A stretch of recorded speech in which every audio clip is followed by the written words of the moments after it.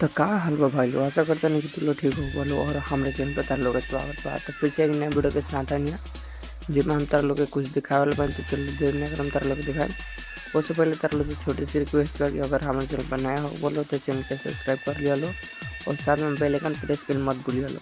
तो चलो वीडियो को हम स्टार्ट करता नहीं और तार लोग के दिखाई देते होगी कि हम का दिखावता नहीं और कैसे ही दिखावता नहीं डराता ही गए तो और एक वॉइस तार लोग नहीं सुनाई दे। चलो लो तार लोग हम वॉइस वाला दिखावता नहीं।